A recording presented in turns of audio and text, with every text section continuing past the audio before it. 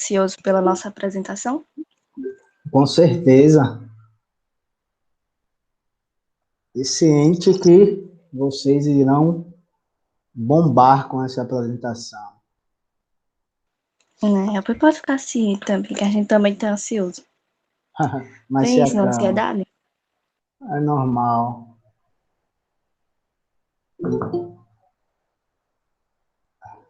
Calma, Camila. Calma, calma, gente. Calma que vai ser aquele mesmo esquema que eu falei, né? Não tem razão nenhuma para vocês ficarem nervosos. É um tema, eu não vou negar,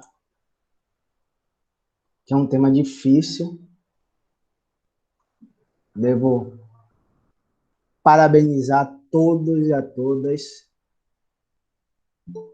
do grupo 1 pela coragem, né? Porque vocês demonstraram coragem mesmo. Não é para ficar bajulando vocês, não. É verdade verdadeira. É coragem vocês terem aceito falar sobre a dor na indústria cultural, a dor de Roraima, né? Não passei aquele podcast, os vídeos, eu não passei o texto porque a obra em si, porque eu acho que não daria tempo de vocês lerem, que é acho que 40 páginas, né?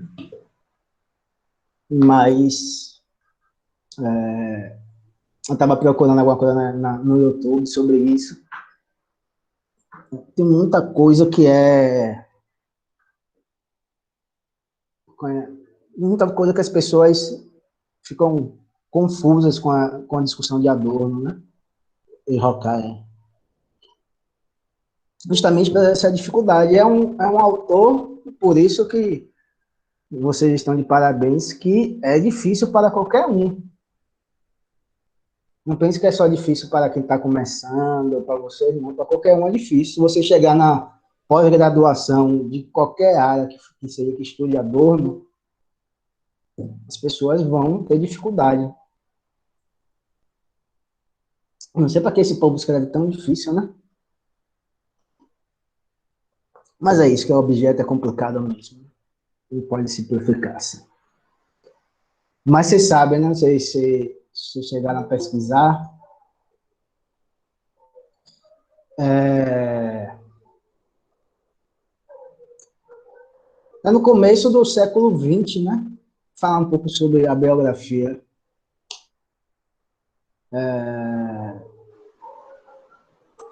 No começo do século XX, não, acho que é na década de 30, 1930, por aí. Pesquisar a biografia, não mais o surgimento, né? Surgiu lá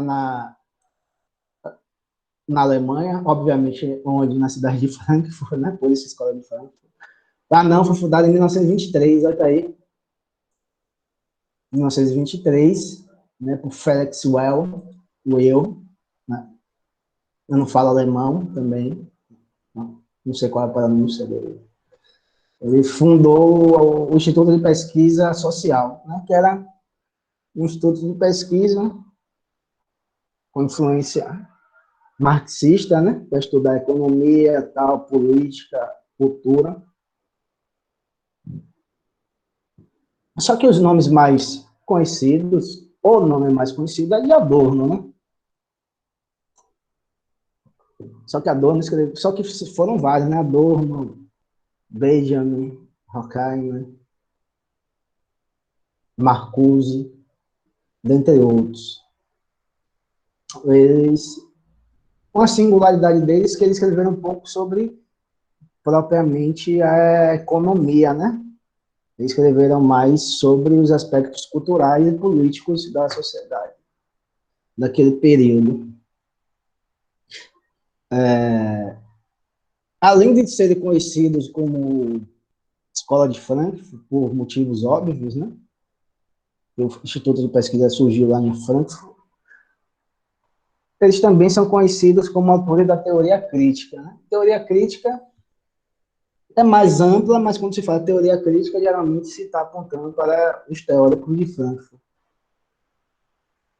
Foram perseguidos pelo nazismo, obviamente, né? Eles tiveram que emigrar. Walter Benjamin, ele quase foi preso pelo partido nazista, né? Ele se matou para não ser preso. Se eu não estiver enganado, ele se matou, acho que na fronteira, já quase entrando na Espanha, né? Aí ele estava quase sendo pego pelos nazistas e resolveu se matar. Né? E esse livro talvez seja o livro mais conhecido deles, né? Que eles falam sobre várias coisas, né? Sobre vários ensaios, né? Não vou dizer ensaio, mas vários textos menores, né? Dentre eles, acho que o texto mais famoso deles, se eu não estiver enganado, né? É justamente esse da indústria cultural, né? Que fala sobre a cultura, etc. Mas tem outros textos, outros textos menores no livro que são tão interessantes quanto. Principalmente a discussão deles sobre o conceito de esclarecimento. Não é spoiler, não, Breno. Aí eu vou terminar. Até hoje a escola de Frankfurt existe, né? Os teóricos da escola de Frankfurt existem, né? Eles são divididos em gerações. Essa primeira geração, justamente Adorno, Horkheimer, Marcuse, Benjamin e alguns outros. A segunda geração, eu só me lembro do mais importante deles, que é Habermas. Não lembro mais nenhum outro da segunda geração. E tem a terceira geração, que eu só me lembro também de Axel Honneth, né? Um teórico da... Ele é muito famoso pela sua teoria do reconhecimento, né? Então, qual é a singularidade? Que todos eles estão basicamente estudando questões mais culturais, né? Então, depois dessa breve discurso histórico sobre a escola de Frankfurt, vamos dar as palavras para o grupo número 1 de edificações 1, formado por Joeverton, Ana Clara, Camila, Maria Clara, Maria Giovana, Carolina com K, né? Brenda, Maísa e Lilian. Então, muito boa sorte. Fiquem calmos. O professor de vocês sabem que é um... Calma, o professor de vocês sabem que é um autor espinhoso. Então, mesmo se não fosse espinhoso, eu já falei, né, vocês na outra aula, que o objetivo dessa avaliação é ver, tentar desenvolver vocês, sua autonomia, se vocês pesquisaram, se vocês estão falando mesmo algo que escrito por vocês e não está copiando nada. E tudo bem, falem, só falem normal, viu? Não se preocupem não fiquem nervosos com relação a isso, não. Se vocês estão falando o que vocês escreveram, se vocês escreveram, pesquisaram, etc. É isso que está em avaliação nesses estudos dirigidos, viu, gente? Então, relaxem, respirem fundo, bebam água e podem começar o grupo 1. Quem começa pode prosseguir e muita boa sorte a todos e a todas. Oi, gente, bom dia. Nosso grupo irá apresentar o trabalho de sociologia e possui 7 componentes. Eu, Camila, Ana Clara, Brenda Vitória, Carolina Azevedo, Lilian Beatriz, Maria Clara, Joeverton Amaro, Maria Giovana e Maísa. O nosso trabalho, ele tem a finalidade de explicar como funciona a dinâmica da indústria cultural, com o objetivo de que nos tornemos cidadãos conscientes, capazes de desenvolver um senso crítico e fugir da alienação causada pela indústria cultural. Bom dia, professor. Bom dia, turma, novamente. Bom, e esse questionamento, a gente já começa com esse questionamento, né? Porque afinal, o que é a indústria cultural? E aí a gente deve se questionar mesmo. E para a gente entender, a gente volta um pouquinho no tempo, lá para 1940, quando Max Horkheim e Theodor Adorno citavam pela primeira vez a expressão indústria cultural num livro escrito por eles, que se chama Dialética do Esclarecimento, Fragmentos Filosóficos.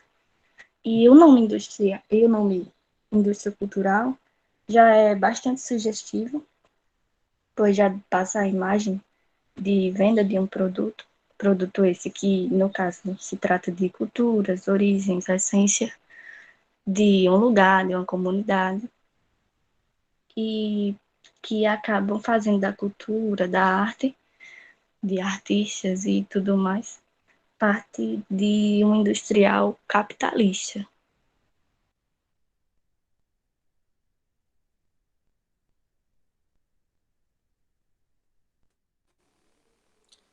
Bom dia. Bom, vou falar um pouco sobre as características da indústria cultural. Após várias pesquisas a respeito desse assunto, eu pude concluir que a indústria cultural, ela pode ser considerada como um grande jogo da vida, em que a sua definição, seu conceito, né, como sabemos, é obter e dar crescimento aos seus lucros. E quando isso é aplicado no meio cultural, a gente vai poder observar que as obras elas são produzidas de formas semelhantes, ou seja, em uma padronização. Posso dar um exemplo de algo que vemos muito no nosso cotidiano. Um estilo de música é lançado e faz muito sucesso na sociedade, então logo em seguida a gente vai conseguir ver grupos com canções semelhantes àquela que fez sucesso. Ou seja, vai repetir uma mesma ideia, vai utilizar de uma mesma fórmula, para que assim eles também possam obter sucesso e lucrar com suas produções, seguindo assim uma linha de raciocínio, né? E tendo um mesmo padrão. Um outro ponto bastante importante da indústria cultural é a alienação dos indivíduos. Por quê? Porque a dominação das classes e a imposição dos interesses da elite tem como objetivo justamente isso, essa alienação. Assim, ela vai dominar toda a sociedade de modo sutil, disfarçando suas produções em produtos de entretenimento.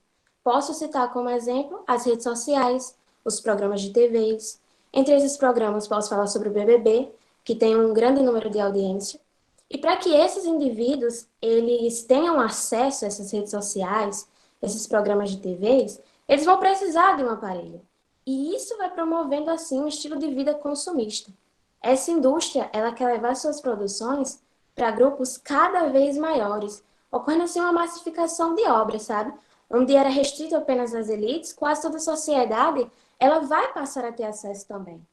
E uma teoria da indústria cultural que eu acho muito importante ressaltar, que ela vai nos deixar claro, é a sua valorização de coisas materiais, ou seja, o consumismo, pois é isso que vai sustentar o capitalismo, fazendo com que a classe trabalhadora, ela nunca consiga de fato ser livre, sabe? Porque a ideia é manter o desejo pelos bens de consumo, mesmo que eles não necessitem disso para sobreviver.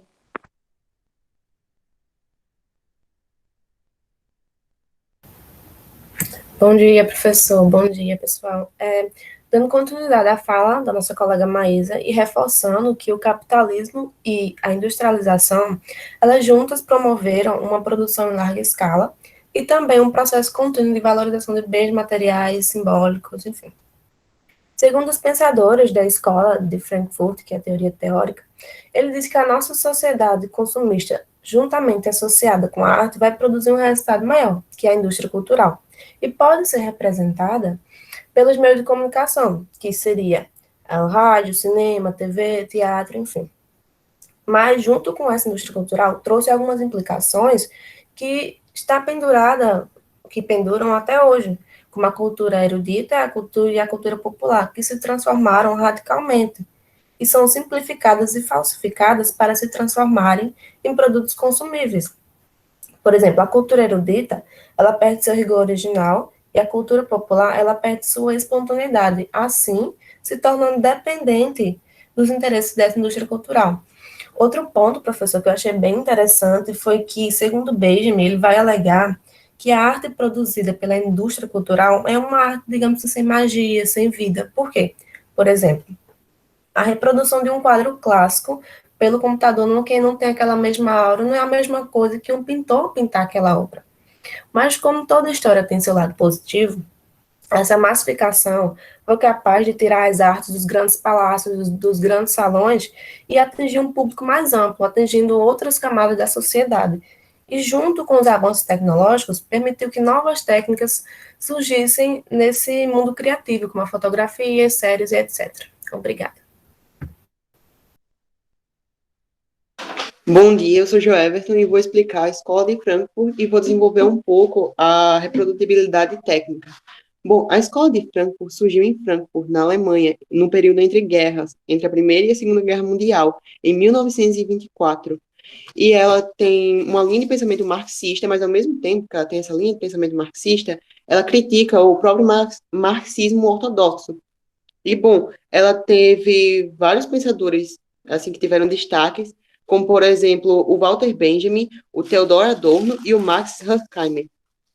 E ela visa principalmente analisar o capitalismo e a cultura.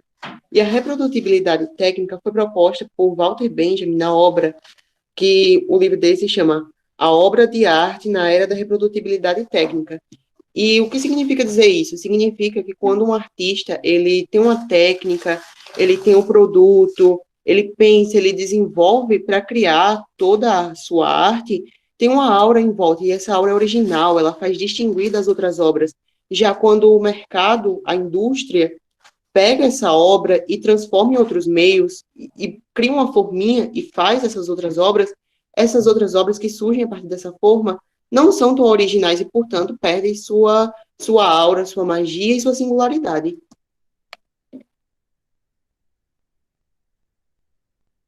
Olá, pessoal. Vou falar um pouco sobre algumas das teorias de Adorno e Horkheimer. A primeira que eu vou falar é a Dialética do Esclarecimento. É um livro escrito por Marx Horkheimer e por Theodor Adorno. Nessa teoria, esses pensadores afirmam que o conhecimento ele é utilizado como uma forma de poder. Como assim? O sistema de rádio, a televisão, o cinema, eles vão transmitir as propagandas das grandes empresas, da elite econômica, de uma forma que vá alienar a população, persuadir a população. Um exemplo eram as fake news, que foram muito recorrentes em 2018, na eleição de Bolsonaro.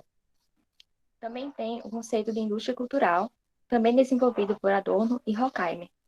Nesse conceito, a cultura torna-se algo banal e comercial. Algumas das características são a padronização, porque todos os produtos deles são feitos de forma padronizada para se encaixar em um público-alvo. Também existe a alienação do artista, porque o artista ele se torna alheio à própria arte que ele produz, porque ele faz aquilo pensando apenas no lucro. Também tem a alienação do consumidor, porque o consumidor consome tudo aquilo sem criticar aquilo, sem perceber de onde aquilo vem, o que aquilo quer dizer.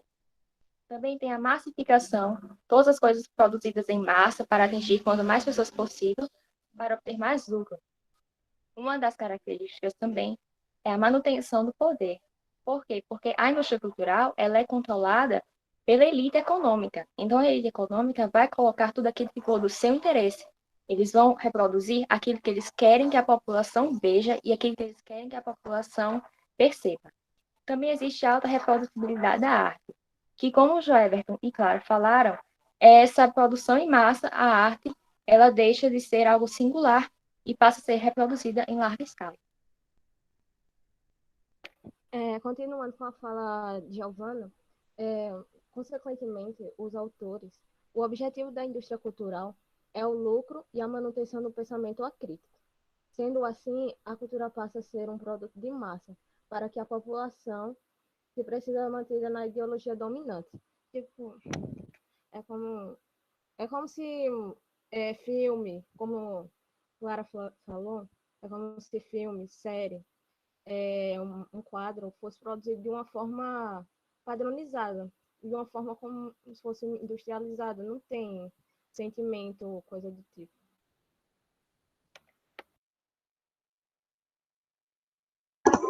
Oi, gente. Bom dia.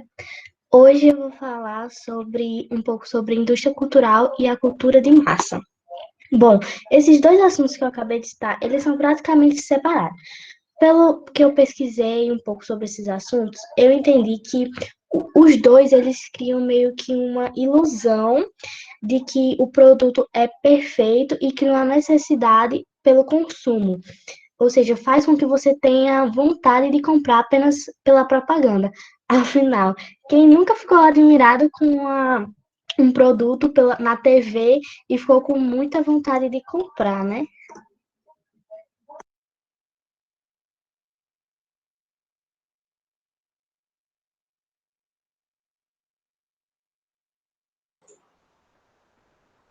Tem mais alguém para apresentar? Sim. Oi? Eu acho que sou eu agora, então. Ah, Me desculpe se eu estiver falando qualquer coisa errada, né? Mas eu vou falar um pouco sobre a indústria cultural no Brasil. Indústria cultural entende-se por uma indústria que é um sistema formado por meio de veiculação dos bens simbólicos destinados ao consumo de massa. Entre os meios de comunicação de massa, destaca-se a televisão por tratar-se do veículo mais poderoso e mais representativo da indústria cultural. A indústria cultural produz tudo aquilo que pode ser considerado cultura de massa ou cultura pop, de modo que todos os filmes de super-heróis, telenovelas e discos de música pop são exemplos de produtos da indústria cultural. No caso do Brasil, os principais desculpa, gente, estou nervosa. Produtos da indústria cultural são o cinema, o rádio, a televisão, jornais e revistas, como Maria Clara falou. E o marxismo, enquanto método científico, é até bastante respeitado por setores da burguesia, na análise das relações sociais sobre o capitalismo.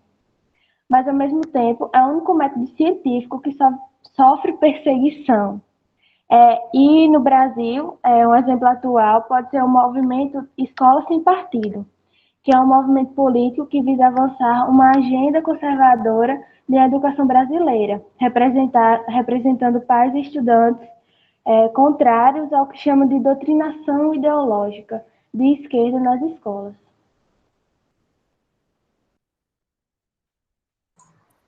Bem, como todo mundo diz, tudo tem um ponto positivo e pontos negativos. Então, apesar de tudo isso que foi citado, não há só pontos negativos na ação capitalista da indústria cultural.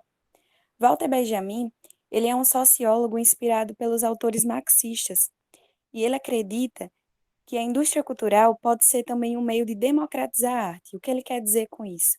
Um meio de tornar a arte popular, pois os mesmos mecanismos que alienam, eles podem expandir a cultura e alcançar um grande número de pessoas. Além disso, por possuir ferramentas que produzem a cultura, a indústria cultural ela é capaz de permitir um novo modo de trabalho. Para Theodor Adorno e Max Horkheimer, que são grandes marxistas que já foram citados ao longo do nosso trabalho, a cultura ela tem a capacidade de formar mentalidades. No entanto, não eram utilizadas de maneira esclarecedora, sendo uma das possibilidades virtual desse sistema.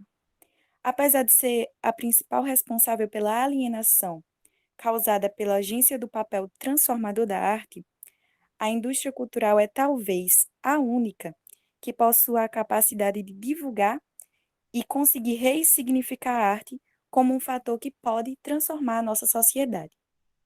Muito obrigada pela atenção, eu espero que tenhamos conseguido atingir o objetivo.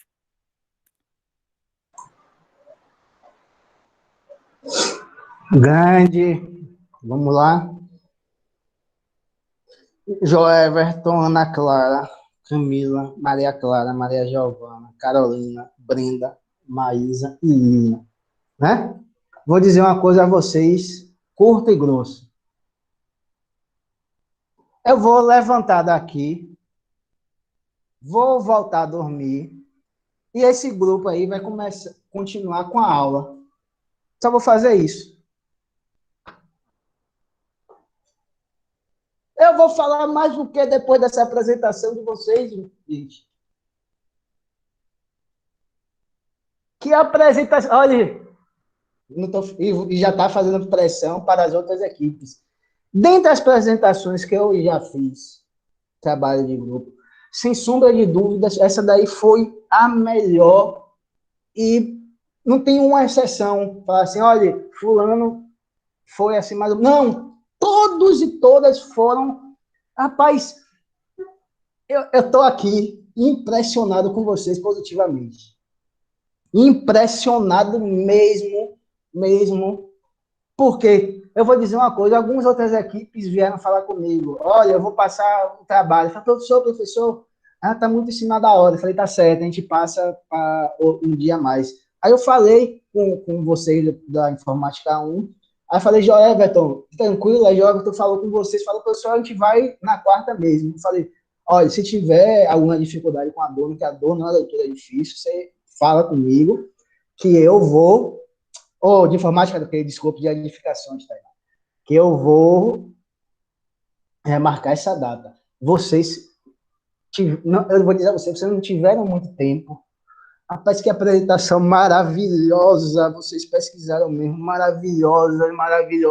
Eu estou aqui impressionado com vocês de forma positiva. Muito impressionado. Eu acho que nenhum grupo da graduação, quiçá da pós-graduação, apresentaria um trabalho tão bom como vocês apresentaram. Digo porque eu conheço, lógico, eu fiz graduação, mestrado, doutorado. No doutorado, quando eu caí a dor na escola de Frankfurt, todo mundo, sem exceção, falava, ixi, a gente vai ter que estudar a dor. Mas, meu Deus do céu, que cara complicado demais, como é que eu vou fazer? Aí todo mundo, só que do meu grupo de pesquisa, né, que eu estava, nós estudávamos e a gente estuda Adorno, né, até hoje. E a galera ficava, não, velho, a gente você me explica aí, isso é como se eu fosse um especialista em Adorno, que eu não sou, conheço algumas coisas, mas não sou especialista em Adorno. Mas vocês foram maravilhosos. Além de eu pedir para vocês, por favor, vocês me ensinem como é que faz esse slide, que vocês fizeram slides lindos e maravilhosos também. Que o professor de vocês é um zero à esquerda nessa questão de slide. Mas estou impressionado com vocês. Impressionado. Impressionado mesmo. Eu devia até dividir o salário com vocês. Porque vocês... Eu não sei nem o que falar. Porque vocês foram em Benjamin. Vocês falaram sobre a aura, a discussão que ele faz sobre a aura das obras de arte nas sociedades pré-capitalistas. Vocês explicaram isso. Eu estou impressionado, velho. Impressionado. Não, eu preciso conhecer a sessão no primeiro ano. Espero que tudo dê certo. Eu preciso conhecer vocês pessoalmente e dar parabéns pessoalmente desse trabalho e de outros trabalhos pessoalmente aí em Guarabira. Eu preciso, não. Mesmo se eu ganhar na Mega Sena da virada, eu vou lá no IFPB e vou abraçar vocês. Que trabalho maravilhoso. Eu não sei nem o que é que eu vou falar agora. Vocês já falaram tudo.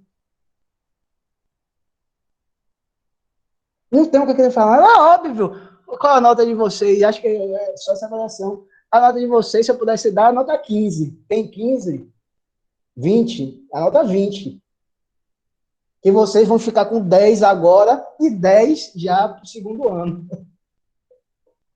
Rapaz, estou impressionado, não. Estou impressionado mesmo. Estou impressionado. E percebe-se que vocês usaram as palavras de vocês. Percebe-se que vocês pesquisaram.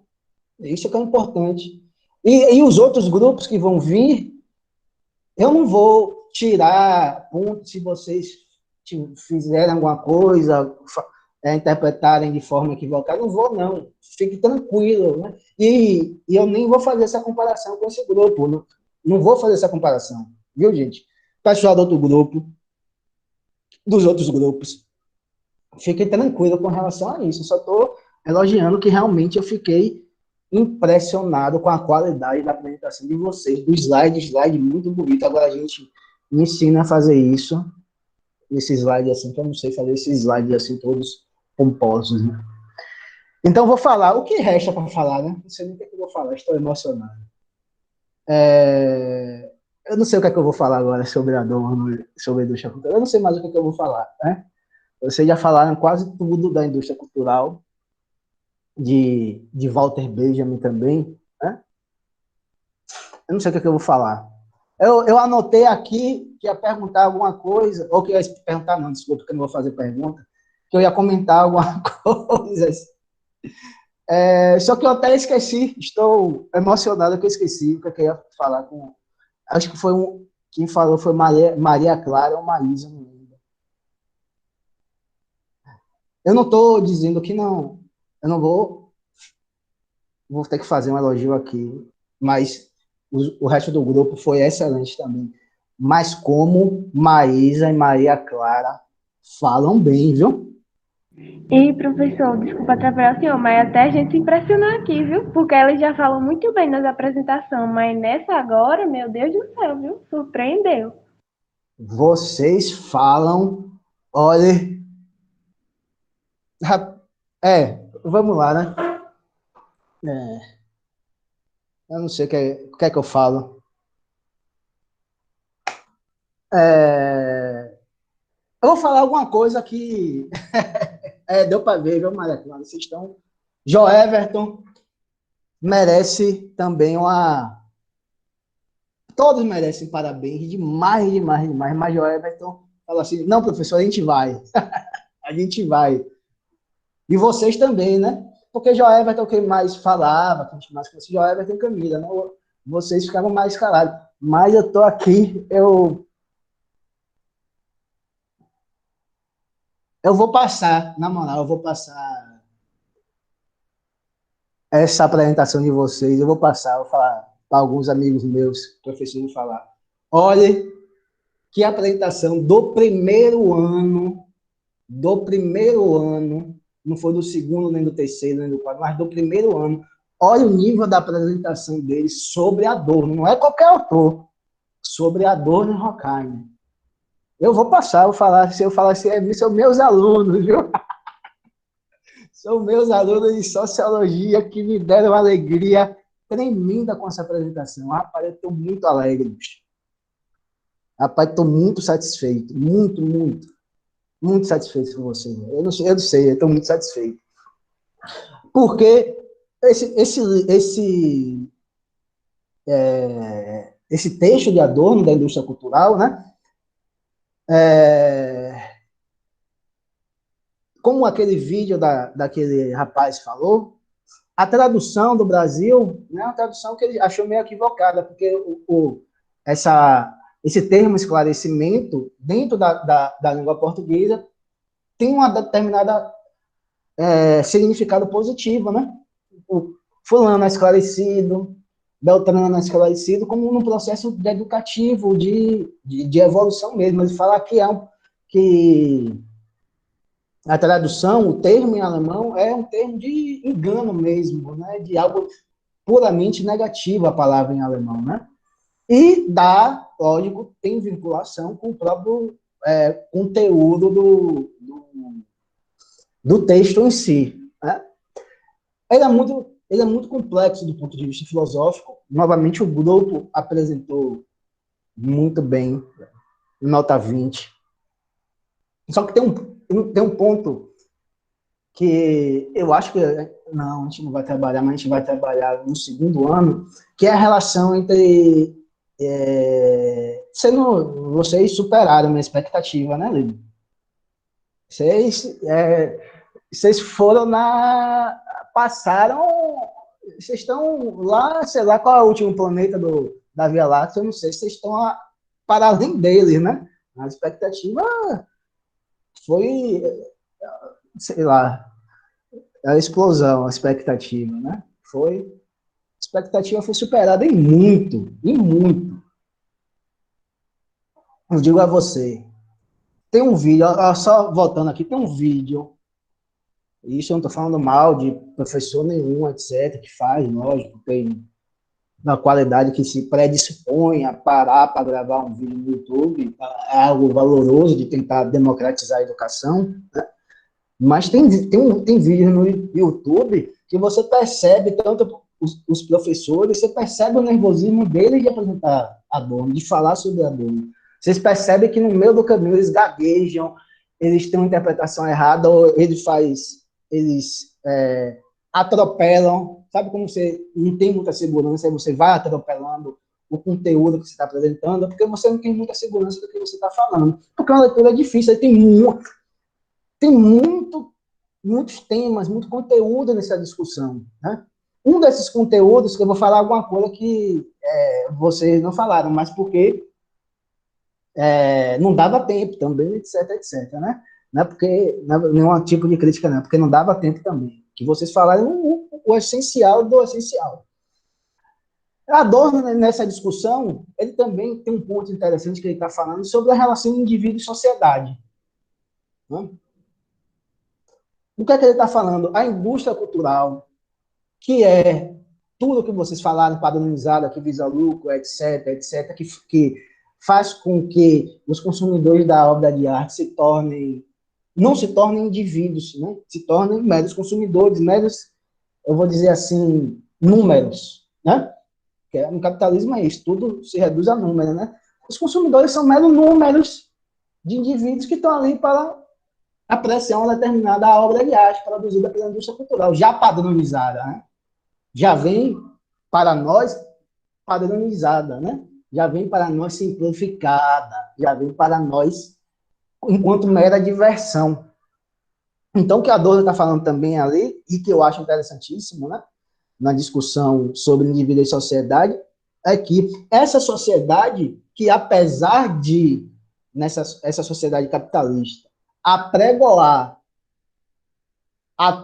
aos quatro cantos, a falar para todo mundo que quiser ouvir, a se vangloriar em que a sociedade capitalista é a primeira sociedade que os indivíduos têm uma liberdade de escolha, uma liberdade de agir, ou seja, é uma sociedade em que preza, que tem esse valor maior, que é a liberdade do indivíduo, a satisfação do indivíduo, a realização do indivíduo. Adorno e Horkheimer está falando que isso é pura ideologia. Não há desenvolvimento individual algum dentro do capitalismo e principalmente na discussão sobre a indústria cultural. O que a indústria cultural e o mundo administrado, que é outro conceito que ele utiliza, o que o mundo administrado e a indústria cultural fazem é simplesmente que todos os indivíduos pensem, ajam, se comportem dentro de uma média de comportamento que eles mesmos fabricam, que eles mesmos nos impõem. Então, a sociedade, apesar de essa sociedade ideologicamente falar que o indivíduo tem uma importância muito grande, tem uma liberdade muito grande, é um tipo de sociedade em que a sociedade tem um peso muito grande nas determinações do comportamento dos indivíduos.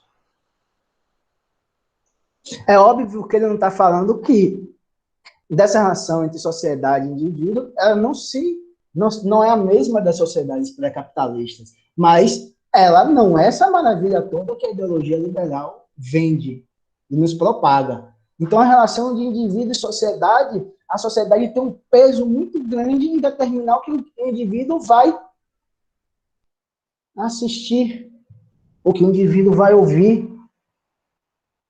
Então, essa relação entre indivíduo e sociedade está presente muito nessa discussão. Eu estou falando de indivíduo e sociedade porque é só o que me restou a falar depois da apresentação de vocês, né? Então, ele está falando isso, né?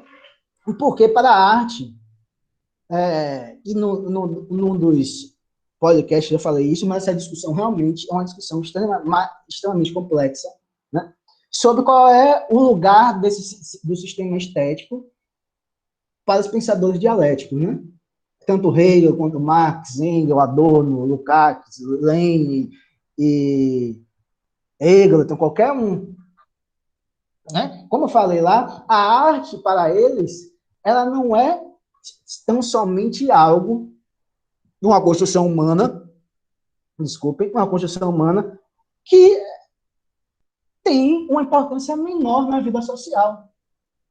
Tipo assim, o cara... A expressão que vocês veem muito, parece que Priscila não está mais aqui, não. O que aconteceu com a internet dela? Está preto, não sei se está funcionando, só está aparecendo para mim preto. Vocês veem aquilo, que os artistas sempre falam, né? Você faz o quê da vida? Eu toco música, eu sou cineasta, eu faço arte.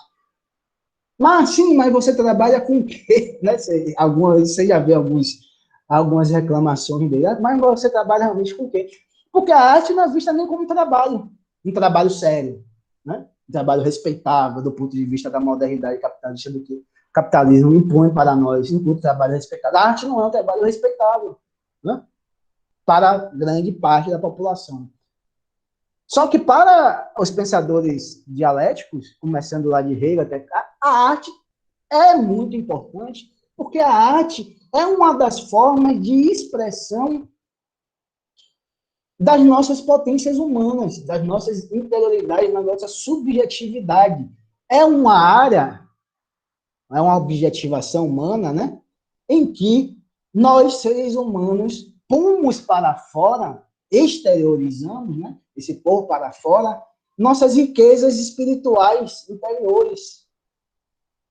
Então, aquela expressão artística, aquela beleza da arte, é produto do artista, lógico, do artista, vivendo sempre em sociedade, toda essa relação entre sociedade e indivíduo, mas extremamente importante. Extremamente importante, que é um momento de efetivação, vamos dizer assim, um momento de efetivação das nossas interioridades, das nossas riquezas interiores. Né? Que a arte só existe do homem. A arte só existe do homem para o homem entendido como humanidade. Né? Os outros animais não produzem arte, só nós produzimos arte. Né? Lógico, tem toda a discussão que é a arte, se tem alguma função, etc., mas é algo que é próprio nosso. Né? E, segundo essa tradição dialética, a arte necessariamente tem um conteúdo de verdade, né? Ela expressa um conteúdo de verdade.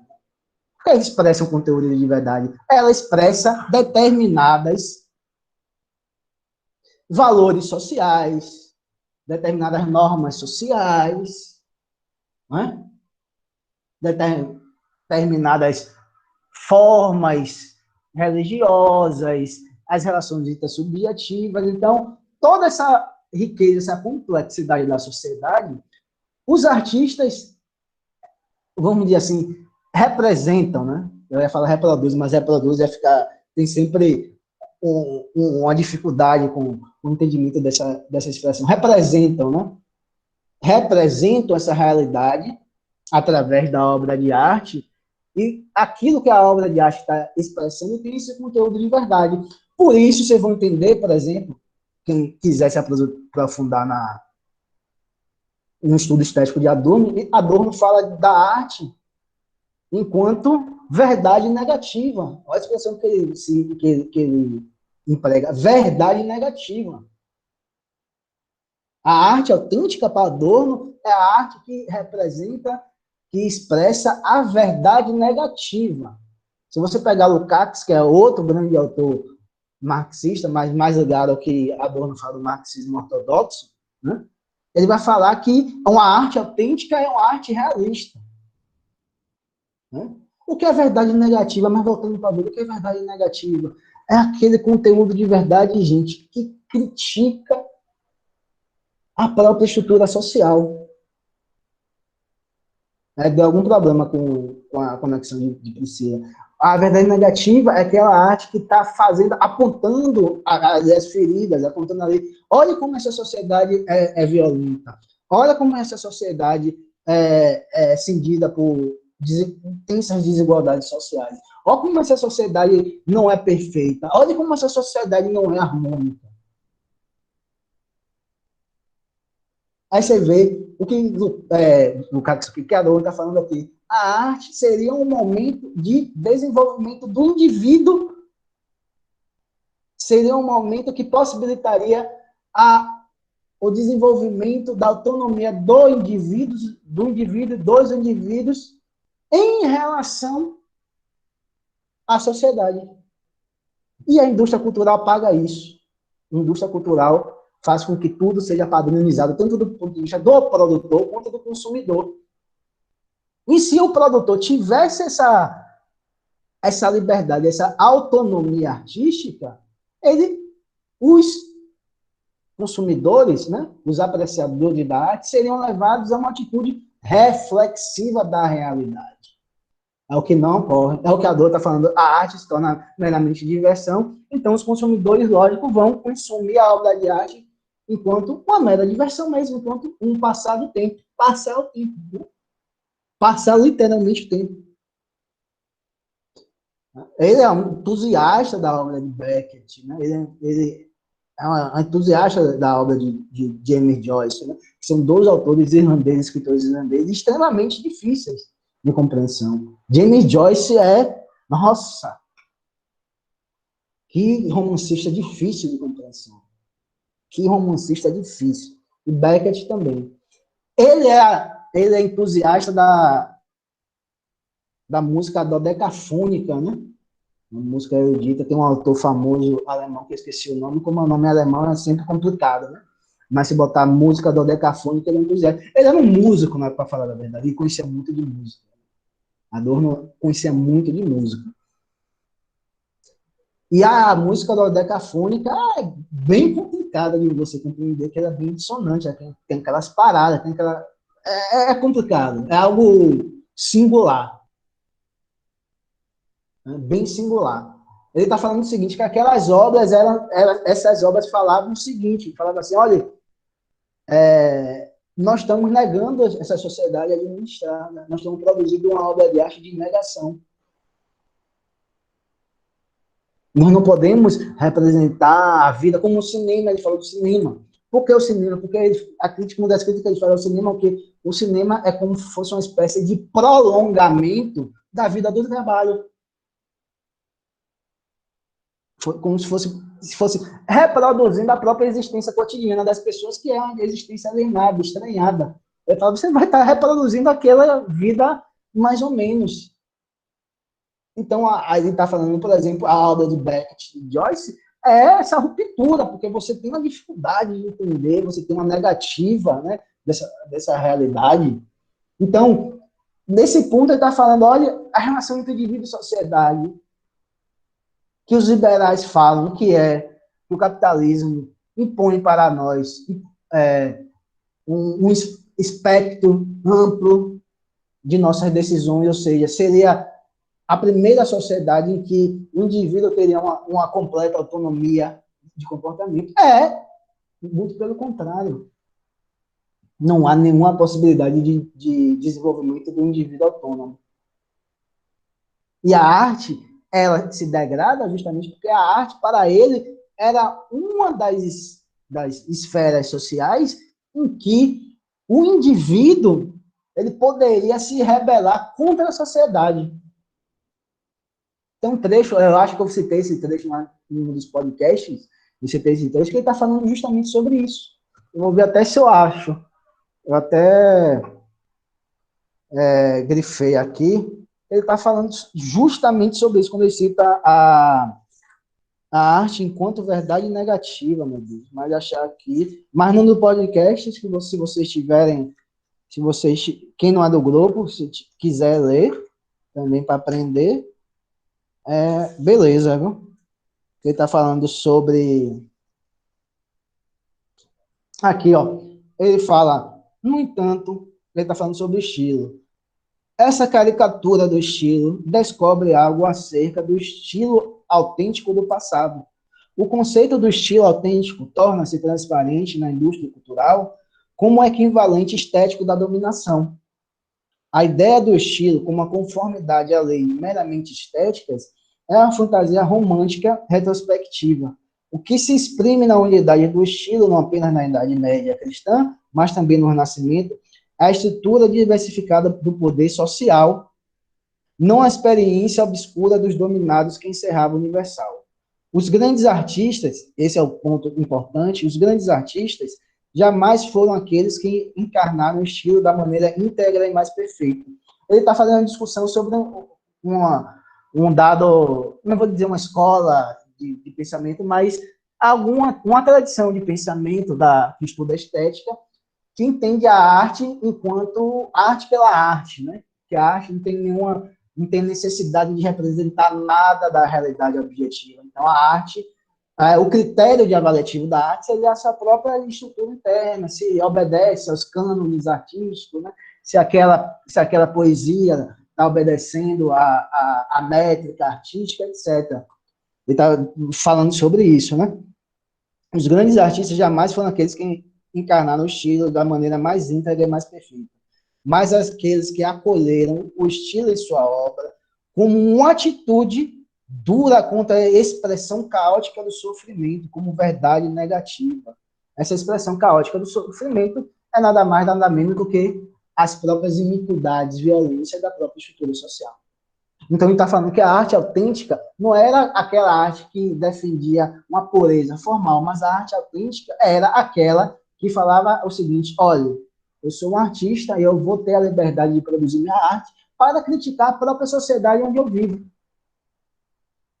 É por isso que ele faz essa relação entre arte autêntica e verdade negativa.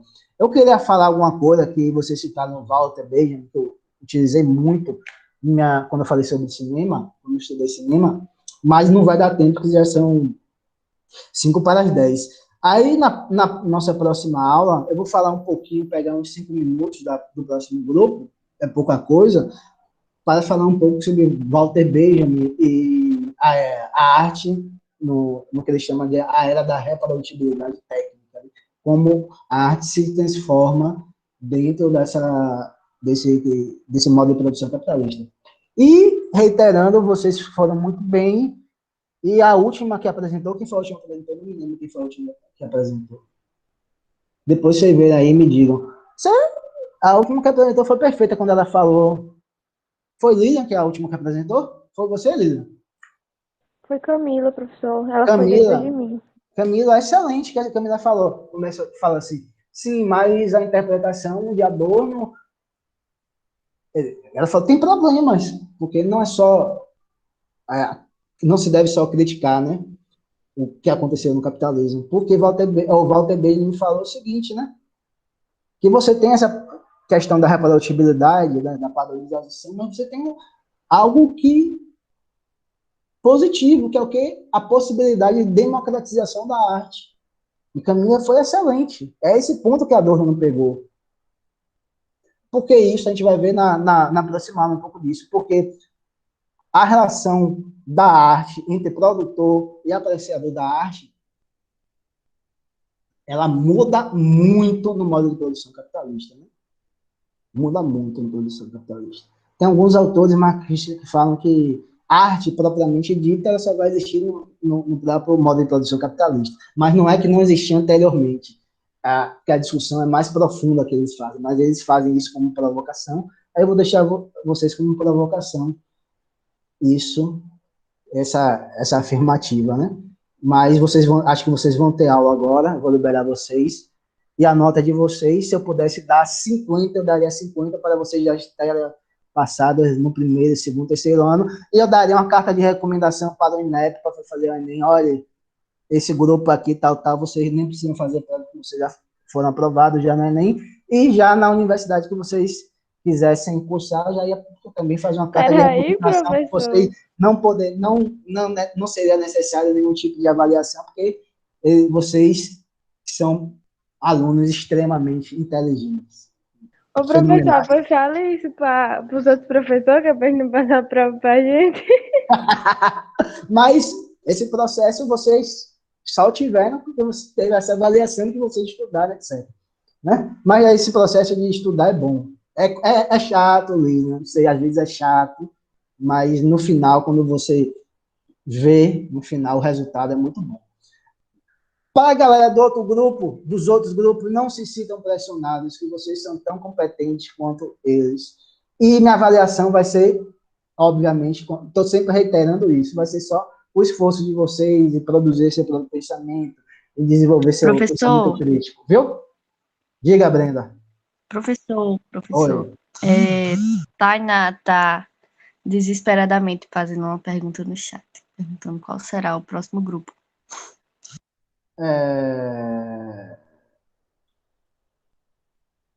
Acho que eu botei lá, né?